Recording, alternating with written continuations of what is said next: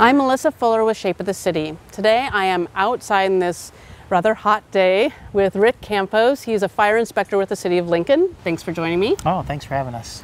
So we are going to be talking about fire safety, especially as it relates to summer. So what are some of the big things people need to be concerned about when it comes to summer fire safety?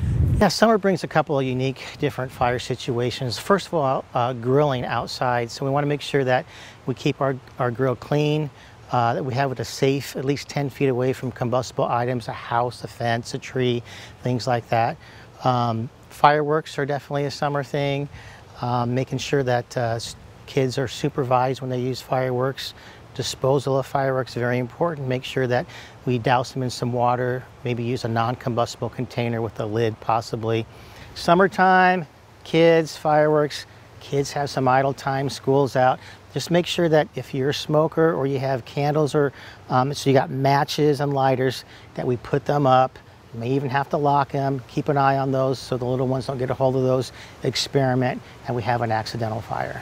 In terms of grilling, any other suggestions you would have for outdoor chefs? Sure, outdoor cooking, a couple of things. If you live in an apartment building, you're really regulated on the size and what type of grill you can have. So just call the Bureau of Fire Prevention, 402-441-7791. We can get you the specifics on the regulations, or talk to your management at your apartment complex. They will know those regulations. The other thing that we sometimes see is people that move cooking into the garage.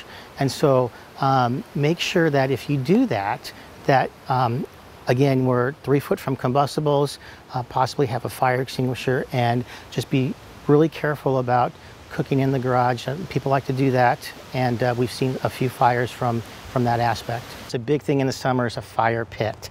So fire pits have a couple of regulations that go with them to make us all safe.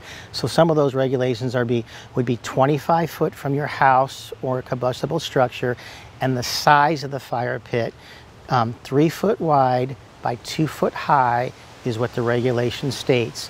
To make ourselves even safer, we can have a water source, like a garden hose, some dirt or sand, and then be careful of the environmental conditions. So again, make sure it's not super windy out. The smoke may be bothering neighbors, and then it becomes a health hazard. But fire pits are fun, just take some precautions. So what if I'm out on a hot day and I've decided that's the day to go mowing? Are there any issues with that? Yeah, mowing we've seen a couple of fires that happen with lawnmowers. And remember, when you're mowing, that motor gets really hot. So after you mow, give it a cool down period before you put that away, before you put that close to combustibles or stack a box on top. Make sure that mower is nice and cooled down so we don't have a fire in a garage. So what have been some of the fires you've seen recently that have been, what have been the causes? Sure, some of the top 3 causes of fire is smoking, cooking, and electrical. So smoking, again, make sure that we dispose of our cigarettes properly in a non-combustible container with a lid. And cooking, make sure that we keep an eye on what we fry. Try not to leave that cooking area. I know it's easy, especially for me, to get distracted with either your phone, tablet, kids, or TV.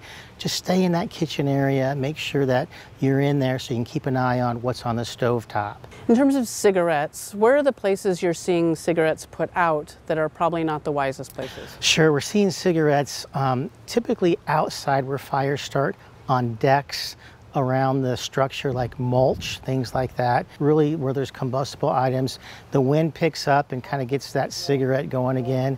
And so those are important things to remember when we're smoking. For electrical, what are the things people should be concerned about? For electrical, the main concern is extension cord over usage. Instead of an extension cord, you can use a power strip. That's something that plugs right into the outlet, and then you get like about 6 outlets out of that. It's really important because that power strip can trip and act like a circuit breaker if it's overloaded. Are there any other things within the house, especially in the summer, maybe summer projects? Sure, summer projects we see that people are doing home improvement things, maybe something in the basement that is around the water heater that may have vapors that collect and can be an ignition source. So be sure when you're doing summer projects, if you're doing any type of glue or anything like that, paint, read the label to make sure that the vapors don't get around an ignition source, and get some tips from the label on how to be safe. In case there is a fire, what should people be prepared for? What should they be putting in their homes? Sure, a couple of things. Smoke detectors, number one. Make sure they work, they have a battery. We have a fire safety plan. Practice that plan. Make sure the little ones know how to unlock the door, get the windows open in case we get hurt and can't get out. They can get out and summon some help. And then carbon monoxide detection is important too. If we have any type of gas appliance, water heater, stove, anything like that in the summertime, a leaking appliance can be very dangerous and harmful to us. Do you have any other last minute words of wisdom you'd like to give our viewers? Yeah, sure. If you got any questions, call your local fire department. You can call the Red Cross and Bureau of Fire Prevention. Anyone with the city will come out, will help you, give you some guidance, and help you be safe. Thank you so much. You're welcome.